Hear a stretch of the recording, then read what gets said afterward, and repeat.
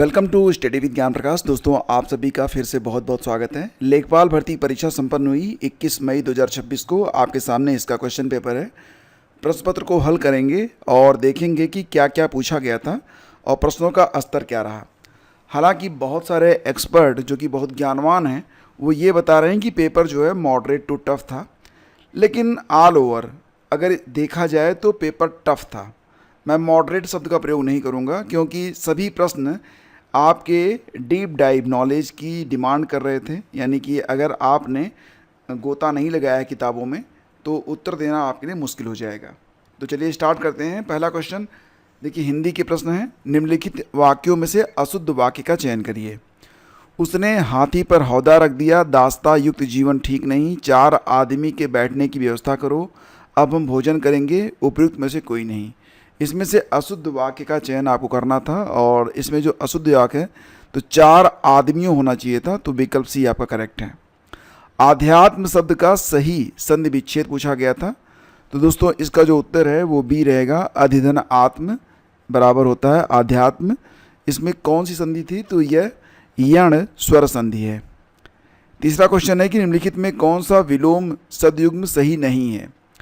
विलोम शब्दयुग्म सही नहीं है तो जटिल का सरल होता है, बंधन का मुक्ति होता है, गौरव का लाघव होता है, सब सही है। उपकार का अपकार होता है, अनुचित नहीं होता है, तो ये आपका उत्तर है विकल्प सी। नमस्ते का सही संधि विच्छेद पूछा गया था, तो ये विसर्ग संधि है। नमस्ते में नमः धन्ते होगा, नमः धन्ते, यानी कि विकल्प ए आपका इसमें करेक्ट है। बहती गंगा में हाथ धोना मुहावरे का अर्थ, ये सरल सा क्वेश्चन था, मतलब अवसर का लाभ उठाना। अगला क्वेश्चन था कि सिंह शब्द का पर्यायवाची नहीं है, तो गयंद, गयंद दोस्तों इसका मतलब होता है हाथी से। गयंद का मतलब क्या होता है, हाथी से होता है। बाकी केसरी, शार्दुल और हरी ये सिंह के पर्यायवाची हैं, तो इसका उत्तर विकल्प ए है। नरेश धीरे धीरे बोलता है, धीरे धीरे, तो ये क्या है, ये रीतिवाचक है, ऑप्शन बी करेक्ट होगा। झरना का पर्यायवाची नहीं है, तो दोस्तों वारी माने पानी होता है, झरना नहीं होता है, तो ये विकल्प बी था। बाकी प्रपात, सोता, निर्झर ये सब झरना का पर्यायवाची है। शुद्ध वाक्य का चयन करिए। मानस के रचयिता, रचयिता कौन कहता है भाई, ये तो गलत हो गया। मुझे कल जयपुर जाना है, और सुदामा कृष्ण के परम मित्र थे, कोई डॉक्टर को बुला दो, उपयुक्त में से कोई नहीं। देखो इसमें जो सही उत्तर बनेगा वो विकल्प भी बनेगा, मुझे कल जयपुर जाना है, ये शुद्ध वाक्य है। ठीक है। किस वाक्य में निपात का प्रयोग हुआ है, तो देखिए निपात का प्रयोग हुआ है, तो इसका उत्तर क्या होगा। जी हाँ दोस्तों, विकल्प बी, आप भी आइएगा। होता है ना कि आप किसी को निमंत्रण कर रहे होते हैं, साथ में कोई बैठा है, आप कहते हैं आप भी आइएगा, मतलब वो निपात हो गया। ठीक है। की स्टोम प्रजाति शब्द ये गढ़ा गया था किसके द्वारा, रॉबर्ट टी पेन के द्वारा। रॉबर्ट टी पेन, विकल्प ए करेक्ट होगा। रॉबर्ट टी पेन एक अमेरिकी प्राणी विज्ञानी थे और ये शब्द उन्होंने कब गढ़ा था, 1969 में। ठीक है। अगला क्वेश्चन है, ब्लॉकचेन प्रौद्योगिकी के बारे में कौन सा कथन सबसे सटीक है, तो दोस्तों इसका उत्तर होगा विकल्प बी। यह एक डिस्ट्रीब्यूटेड लेजर है जिसमें रिकॉर्डों को बाद में बदलना कठिन होता है, यही होता है ब्लॉकचेन। ठीक है। हालांकि बिटकॉइन शब्द का प्रयोग इसमें था, और तो ये ब्लॉकचेन जो प्रौद्योगिकी है इसका प्रयोग बिटकॉइन में होता है, तो ये विकल्प भी लेकिन इसमें सही है। अगला क्वेश्चन होगा, आईसीसी महिला इमर्जिंग नेशंस ट्रॉफी 2025 किस देश ने जीता था। दोस्तों इसका आयोजन बैंकॉक में हुआ था, थाईलैंड में, और विजेता भी थाईलैंड ही बना था, तो इसका उत्तर विकल्प सी है। अगला क्वेश्चन है क्वेश्चन नंबर 14 कि डीएनए फिंगरप्रिंटिंग की तकनीक को प्रारंभ में किसके द्वारा विकसित किया गया था। प्रश्न को ध्यान समझिए, इसका उत्तर बहुत सारे लोगों ने जेम्स वाटसन लगाया होगा, ये गलत हो गया है। ये इसका सही उत्तर होगा इसका एलेक जेफ्रीज के द्वारा। ठीक है, 1984 में। ठीक है। ये यहाँ पर डीएनए फिंगरप्रिंटिंग के बारे में हो रहा है। डबल हेलिक्स मॉडल दिया था जेम्स वाटसन और फ्रांसिस क्रिक ने। वाटसन और क्रिक ये नाम आपने सुना भी होगा, लेकिन ये दोनों, इन दोनों ने डबल हेलिक्स मॉडल दिया था। एक होता है ना ऐसे ऐसे करके, ये वाला। ठीक है। इसके बाद है, किस युग्म का गलत मेल है, तो IRDP 1978 से 79, सामुदायिक विकास कार्यक्रम 1952 में शुरू हुआ था, राष्ट्रीय विस्तार सेवा 1953 में, मनरेगा दोस्तों ये 2005 में आया था। ठीक है, तो इसका जो उत्तर होगा ये विकल्प डी रहेगा, बाकी सब यहाँ पर सही है। अगला क्वेश्चन है कि राष्ट्रीय ग्रामीण पेयजल कार्यक्रम किस वर्ष में लॉन्च किया गया था? तो इसका उत्तर क्या होगा? 2009 अप्रैल में हुआ था ये लॉन्च। ठीक है, तो ऑप्शन सी करेक्ट है। अगला क्वेश्चन है राष्ट्रीय स्वच्छ वायु कार्यक्रम NCAP के अंतर्गत वास्तविक समय में वायु गुणवत्ता डेटा की निगरानी और अद्यतन करने के लिए कौन सा पोर्टल लॉन्च किया गया था? अब यहाँ पर देखो राष्ट्रीय स्वच्छ वायु कार्यक्रम था, तो बहुत सारे लोगों ने वायु को ही सही मारा होगा, जो कि गलत हो जाएगा। सही आंसर था इसका प्रण। ठीक है, प्रण कहाँ पर है? ये यहाँ पर प्राण या प्राण, प्राण ही रहेगा सही। तो इसका मतलब होता है portal for regulation of air pollution in non attainment cities. ठीक है, ये था आपका प्राण। ऑप्शन डी इसका करेक्ट है। अगला क्वेश्चन है पारिस्थितिकी में पहचाने गए जैव विविधता की क्षति यानी कि हानि के लिए जिम्मेदार इविल क्वार्टेट 4 मुख्य कारण में आवासीय क्षति, ये पहला कारण, अतिदोहन, विदेशी प्रजातियों का आक्रमण और कौन सा एक और शामिल है? 4 है ना, 4 मुख्य कारण, 3 दिया गया है, ये एक आपको और पहचानना था। तो ये था आपका सह विलुप्तता प्रक्रियाएं। ऑप्शन डी करेक्ट होगा इसका, को एक्सटेंशन प्रोसेस। ठीक है, ये होगा आपका को एक्सटेंशन प्रोसेस। ठीक है, अगला क्वेश्चन है कि निम्नलिखित में कौन सा सूर्य का अध्ययन करने वाला भारत का पहला अंतरिक्ष आधारित मिशन है? तो ये आदित्य L1 है, ये तो गलत हुआ नहीं होगा आपका। भारत सरकार द्वारा शुरू की गई मिष्टी पहल का पूरा नाम क्या है? दोस्तों ये जो मिष्टी पहल है ये क्या है? ये आपका mangrove initiative for shoreline habitats and tangible incomes, ये ऑप्शन बी इसका करेक्ट था। ठीक है, अगला क्वेश्चन है कि आपदा प्रबंधन अधिनियम 2005 की किस धारा के अंतर्गत राष्ट्रीय आपदा प्रबंधन प्राधिकरण NDMA का गठन किया गया है? तो ये धारा 3 के अंतर्गत, और NDMA के जो अध्यक्ष होते हैं प्रधानमंत्री होते हैं, ये भी आपको पता है। दुनिया के एकमात्र तैरते हुए राष्ट्रीय उद्यान के रूप में जाना जाता है कैबुल लामजाओ राष्ट्रीय उद्यान को, और ये कहाँ पर स्थित है? तो दोस्तों ये मिलेगा आपको मणिपुर में। ठीक है, बाकी नामदफा अरुणाचल प्रदेश में, मानस और काजीरंगा दोनों असम में है। अगला क्वेश्चन है चंद्रभागा के नाम से कौन सी नदी जानी जाती है? तो देखो चेनाब नदी, ये चंद्र और भागा नाम की नदियों से मिलकर बनती है चेनाब, तो ये है आपका चेनाब नदी। ऑप्शन सी इसका करेक्ट होगा, चेनाब। अगला क्वेश्चन है भारत की पहली MWH scale vanadium redox flow battery VRFB system का उद्घाटन कहाँ पर किया गया था? तो ये था दोस्तों NTPC नेत्रा, ग्रेटर नोएडा में। ऑप्शन सी इसका सही था। भारत के संविधान की प्रस्तावना में समाजवादी और पंथ निरपेक्ष एक शब्द और था इसमें जोड़ा गया था, अखंडता। ये जोड़ा गया था 1976 का 42वां संविधान संशोधन। ये बहुत बार पढ़ाया गया आपको, तो भूलना आपको गलत तो नहीं हुआ होगा, भूला नहीं होगा आपको। अगला क्वेश्चन है किस स्वतंत्रता सेनानी को फ्रंटियर गांधी या सीमांत गांधी के नाम से जाना जाता है? तो खान अब्दुल गफ्फार खान को। अब यहाँ पर जब्बार खान दे दिया है, तो पता नहीं गलती से छाप दिया है कि जानबूझ के छाप दिया है, पता नहीं। तो अगर गलती है खान अब्दुल जब्बार खान तो नहीं, गफ्फार खान होना चाहिए था, तब ये उत्तर होता, अदरवाइज आप ई को उत्तर मान सकते हैं। ठीक है, दीनदयाल उपाध्याय ग्रामीण कौशल्य योजना DDU-GKY के अंतर्गत लाभार्थियों के पंजीकरण के लिए किस वेब मोबाइल आधारित टूल का उपयोग किया जाता है? तो कौशल पंजी, ये आपका विकल्प ए करेक्ट होगा इसमें। ठीक है, फिर अगला क्वेश्चन था कि भारत में निम्नलिखित में किस विधान के अंतर्गत तटीय विनियमन क्षेत्र CRZ अधिसूचित किया जाता है? तो पर्यावरण संरक्षण अधिनियम 1986 के अंतर्गत। ऑप्शन डी करेक्ट है। अगला क्वेश्चन है भारत की संविधान सभा की पहली बैठक कब हुई थी? आपको याद ही होगा, 9 दिसंबर को हुई थी। 9 दिसंबर 1946 को अस्थायी अध्यक्ष बने थे डॉक्टर सच्चिदानंद सिन्हा, तो ऑप्शन डी करेक्ट है। अगला क्वेश्चन है राष्ट्रीय पंचायती राज दिवस कब मनाते हैं? ये दोस्तों मनाते हैं प्रतिवर्ष 24 अप्रैल को, आपको याद ही होगा। तो करें 2025 में जब मनाया गया तो इसका राष्ट्रीय कार्यक्रम किस ग्राम पंचायत में आयोजित किया गया था? तो लोहना उत्तर ग्राम पंचायत मधुबनी बिहार में, बी आपका सही उत्तर होगा। अगला क्वेश्चन है 2025 के ब्रिक्स शिखर सम्मेलन की अध्यक्षता ब्रिक्स के किस सदस्य ने की थी? तो 2025 का जो ब्रिक्स शिखर सम्मेलन था दोस्तों, इसका आयोजन ब्राज़ील में हुआ था और ब्राज़ील में इसकी अध्यक्षता लुइज इनासियो लूला दा सिल्वा ने की थी। ऑप्शन ए करेक्ट होगा। अगला क्वेश्चन कि कौन सा सिद्धांत यह कहता है कि दो बहुत करीब से संबंधित प्रजातियां जो एक ही तरह के संसाधनों के लिए प्रतिस्पर्धा कर रही हैं अनिश्चित काल तक साथ नहीं रह सकती हैं? ये दोस्तों गास का नियम है, ठीक है। ऑप्शन बी करेक्ट होगा आपका। कौन सा नवीकरणीय ऊर्जा कार्यक्रम विशेष रूप से ग्रामीण क्षेत्रों में पारिवारिक प्रकार के बायोगैस संयंत्रों का समर्थन करता है?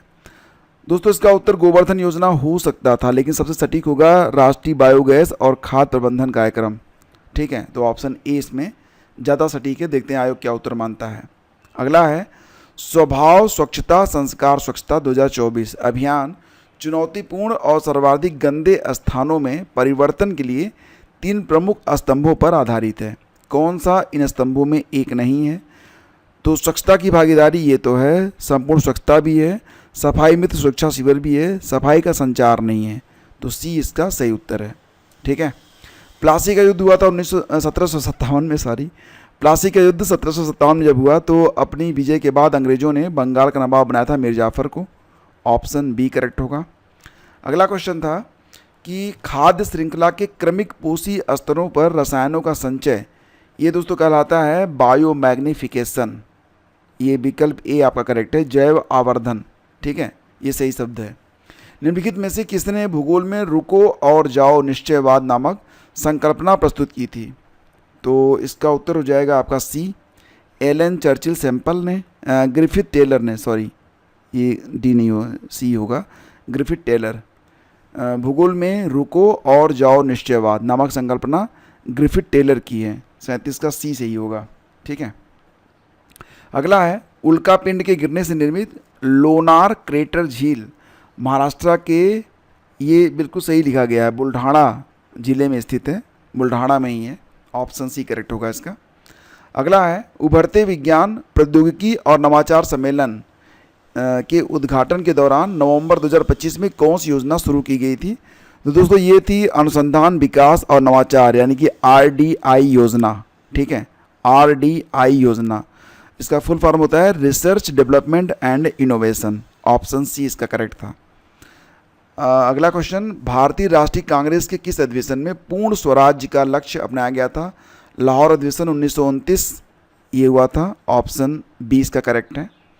अगला क्वेश्चन है कि कौन सा NDMA UNDRR के मानक ढांचों के अनुसार आपदा जोखिम आकलन में प्रयुक्त संबंध का सही प्रतिनिधित्व करता है? तो दोस्तों ये हो जाएगा उपयुक्त में से कोई नहीं, 41 का ई हो जाएगा, इसमें कोई भी सही फार्मूला नहीं है। और किस समाजशास्त्री ने सामिरपेट गांव का अध्ययन किया था? दोस्तों ये जो गांव था ना, ये हैदराबाद में था, हैदराबाद, ठीक है। तो इसका अध्ययन किया था किसने? SC दुबे ने किया था और एक किताब लिखी थी इंडिया चेंजिंग विलेजेस, ठीक है। तो इसका उत्तर विकल्प डी होगा। अब ध्यान दीजिएगा कि MN श्रीनिवास का भी नाम है। तो MN श्रीनिवास ने रामपुरा गांव का अध्ययन किया था और द रिमेंबर्ड विलेज नाम की किताब लिखी थी। तो द रिमेंबर्ड विलेज किताब अगर लिखी गई होती तब ये उत्तर होता, रामपुरा गांव। यहाँ पर सामिरपेट गांव की बात हो रही है, तो SC दुबे आपका करेक्ट है और इन्हीं किताब है इंडिया चेंजिंग विलेजेस, ठीक है। तो डी विकल्प इसमें सही है। इंडिया AI इम्पैक्ट शिखर सम्मेलन 2026 में मानव केंद्रित दृष्टिकोण को मानव संक्षिप्त अक्षरों में समाहित किया गया है।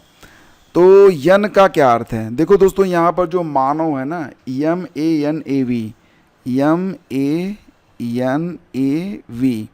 इसमें जैसे कि यम इंडिकेट क्या करता है?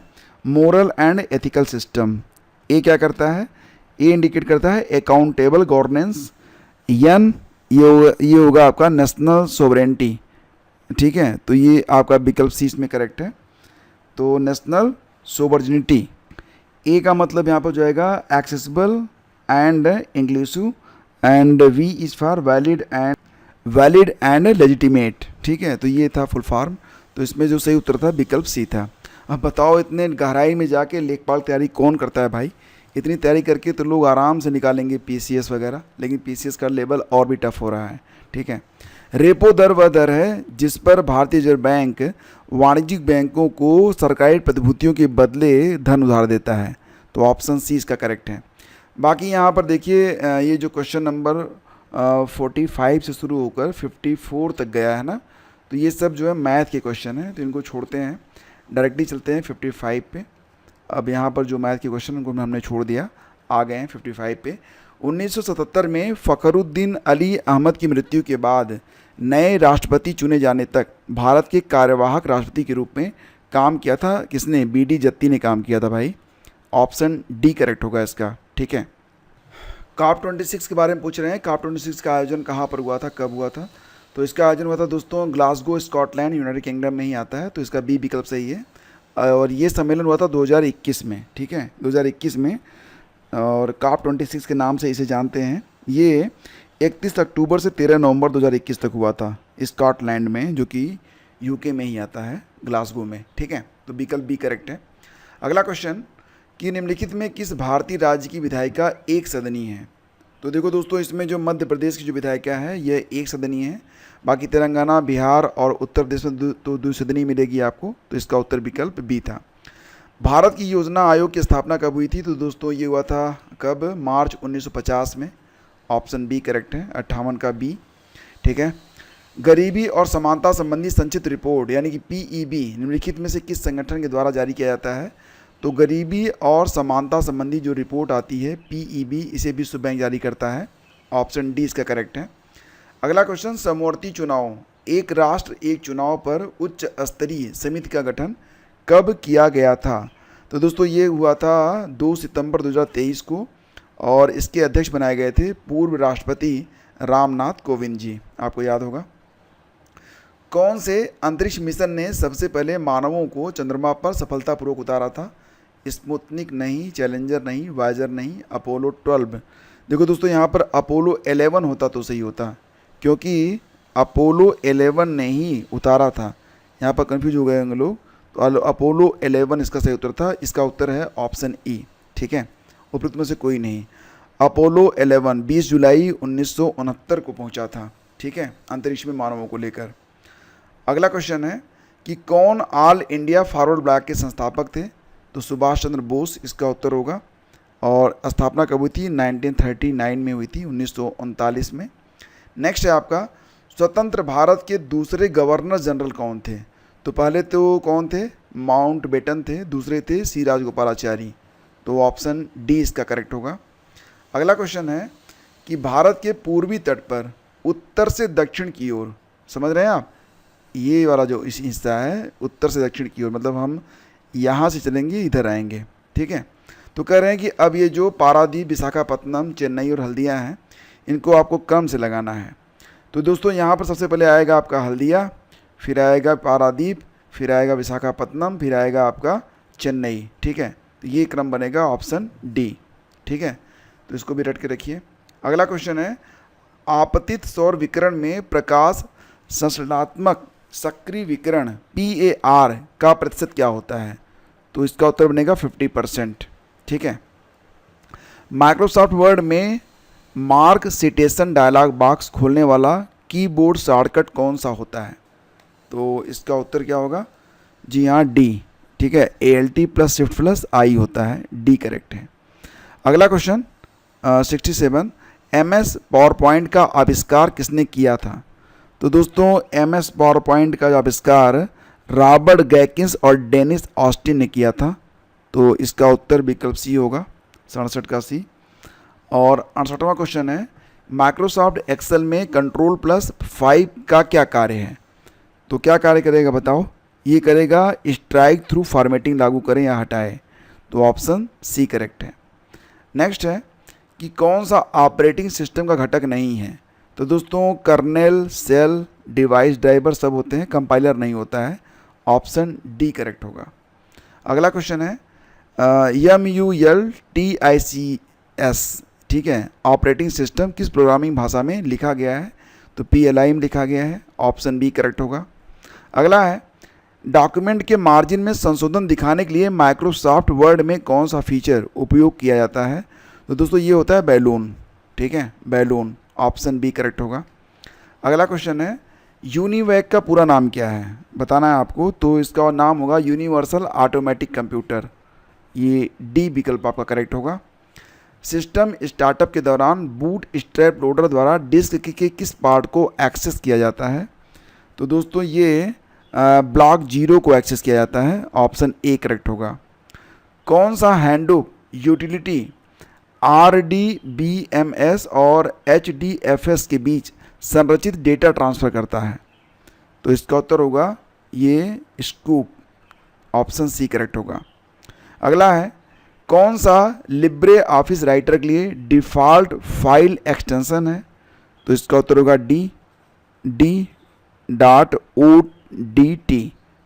.odt, यही डी सही होगा, ठीक है। अगला क्वेश्चन है कौन सी वेब पेज बनाने के लिए उपयोग की जाने वाली मानक फ्रंट एंड मार्कअप भाषा है? HTML। कंप्यूटर शब्दावली में गीगो शब्द का अर्थ होता है garbage in garbage out, B सही है। अगला है माइक्रोसॉफ्ट एक्सेल में कनेक्शंस कमांड किस टैब के अंतर्गत पाया जाता है? तो डेटा, ठीक है। अगला है MS पावरपॉइंट में बैक स्टेज व्यू किस टैब के माध्यम से एक्सेस किया जाता है?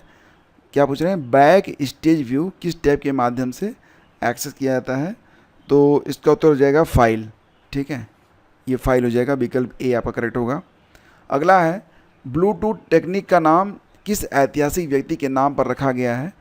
तो दोस्तों ये है आपका हेराल्ड ब्लॉटैंड, ठीक है, ऑप्शन बी करेक्ट होगा। अगला क्वेश्चन है यहाँ पर देखिए संपूर्णानंद संस्कृत विश्वविद्यालय वाराणसी में ही है, छत्रपति साहू जी महाराज विश्वविद्यालय कानपुर में है, बुंदेलखंड विश्वविद्यालय झांसी में है, और ये तो आपका करेक्टली मैच ही है, ये आपको मैच कराना था, आसान था ये। अगला है जो अगला क्वेश्चन है कि उत्तर प्रदेश के किस शहर ने राष्ट्रीय स्वच्छ वायु कार्यक्रम पर राष्ट्रीय सम्मेलन 2025 की मेज़बानी की? तो गोरखपुर ने किया था। दुधवा राष्ट्रीय उद्यान मिलेगा आपको लखीमपुर खीरी में। अगला है उत्तर प्रदेश राज्य ललित कला अकादमी के पहले अध्यक्ष डॉक्टर संपूर्णानंद थे। भारतीय सब्जी अनुसंधान संस्थान जिसे सब्जियों के लिए राष्ट्रीय संदर्भ खाद्य प्रयोगशाला के रूप में मान्यता प्राप्त है, ये वाराणसी में है। उत्तर प्रदेश निम्नलिखित में से कौन से मंदिर स्थल गुप्त काल से संबंधित हैं? तो दोस्तों मिलेगा आपको यहाँ पर सारनाथ, कुशीनगर, कालिंजर, बटेश्वर, देवगढ़, भीतरगांव, ये आपका सही होगा, सी सही है। देवगढ़ कहाँ पर मिलेगा आपको? ललितपुर में, और भीतरगांव कानपुर में, ठीक है। कानपुर में वानिकी प्रशिक्षण संस्थान की स्थापना कब हुई थी? ये प्रश्न अच्छा है और इसका उत्तर आपको बताना है। कानपुर में जो वानिकी प्रशिक्षण संस्थान है इसकी स्थापना कब हुई थी? तो 1988 में हुई थी, 1988 में, सही है। अगला क्वेश्चन कि उत्तर प्रदेश के बाराबंकी जिले में स्थित देवासरी बरगाह किस सूफी संत से संबंधित है? तो Haji Waris Ali Shah, option B correct होगा इसका। उत्तर प्रदेश की कौन सी हिंदुस्तानी शास्त्रीय गायिका को ठुमरी की रानी के नाम से जाना जाता है? तो गिरिजा देवी को, ठीक है। ODOP योजना के ODOP one district one product योजना के तहत चयनित काला नमक चावल को कहते हैं बुद्ध चावल, ठीक है, ये आपका ऑप्शन ए करेक्ट है। उत्तर प्रदेश के भीमनगर जिले का नाम बदलकर संभल रखा गया था 2012 में। उत्तर प्रदेश दिवस प्रतिवर्ष मनाते हैं 24 जनवरी को, ठीक है। उत्तर प्रदेश में कौन सा पक्षी अभयारण्य पर्यावरण संवेदनशील क्षेत्र घोषित किया गया है? पार्वती अर्गा पक्षी अभयारण्य, इसे घोषित किया गया था दिसंबर 2025 में। और पार्वती अर्गा पक्षी अभयारण्य ये मिलेगा आपको कहाँ पर? गोंडा में, ठीक है। अगला क्वेश्चन क्या है कि उत्तर प्रदेश के निम्नलिखित व्यक्तियों में से किसे चिकित्सा के क्षेत्र में पद्मश्री मिला था? तो ये थे सोनिया नित्यानंद, ऑप्शन सी। अगला क्वेश्चन है कौन सा उपन्यास मुंशी प्रेमचंद के द्वारा नहीं लिखा गया है? गोदान भी लिखा है, गबन भी लिखा है, निर्मला भी लिखा है, आनंद मठ ये नहीं लिखा गया है, बंकिम चंद्र चटर्जी का उपन्यास है ये। कुंवर दिग्विजय सिंह बाराबंकी उत्तर प्रदेश के एक प्रसिद्ध खिलाड़ी, हॉकी के खिलाड़ी हैं ये, ठीक है। अगला क्वेश्चन है किस महाजनपद की राजधानी मथुरा थी? तो सूरसेन, ठीक है। अगला है कि उत्तर प्रदेश पुलिस द्वारा लॉन्च किए गए त्रिनेत्र 2.0 एप्लीकेशन के बारे में निम्नलिखित कथनों पर विचार कीजिए। इसे जनवरी 2017 में पूरे उत्तर प्रदेश में यातायात उल्लंघन की निगरानी के लिए लॉन्च किया गया था। यह पहचान के उद्देश्य के लिए मशीन लर्निंग और डीप लर्निंग प्रौद्योगिकियों का उपयोग करता है और यह पूरे राज्य में विचाराधीन कैदियों की स्थिति को ट्रैक करने के लिए under trial management system UTMS से जुड़ा हुआ है। तो इसमें पूछ रहा था कि सही उत्तर कौन सा होगा, तो सही है 2 और 3। ठीक है, 2 और 3 सही है, यातायात से कोई मतलब नहीं था इसका। और अगला क्वेश्चन है कि स्वतंत्रता के तुरंत बाद संयुक्त प्रांत अब उत्तर प्रदेश के पहले भारतीय पुलिस महानिरीक्षक IGP कौन बने थे? तो कौन बने थे? इसका उत्तर हो जाएगा दोस्तों BN Lahiri, option B. And last question कि उत्तर प्रदेश के शाहजहांपुर ज़िले में कौन सा थर्मल पावर प्लांट स्थित है? RUSA thermal power plant. तो कितने उत्तर आपके सही हुए और कौन कौन से ऐसे प्रश्न हैं जिन पर आप उत्तरमाला बताने के बाद कंफ्यूज हो गए, मतलब आपको ये लग रहा है कि सर जी ने गलत बता दिया? तो फटाफट आप लोग उसका नीचे कमेंट कर दो ताकि मैं आपको उसका एक्सप्लेनेशन दे सकूं पहले कमेंट में। तो जिनको भी कोई कन्फ्यूजन है कमेंट करेगा और पहला कमेंट चेक करेगा, मैं सबके प्रश्नों का उत्तर दूंगा पहले कमेंट में। तो आपका पहला कमेंट बहुत इंपॉर्टेंट है। वीडियो ख़त्म करने के बाद आप कमेंट चेक कर लेना पहला वाला। ठीक है, थैंक यू।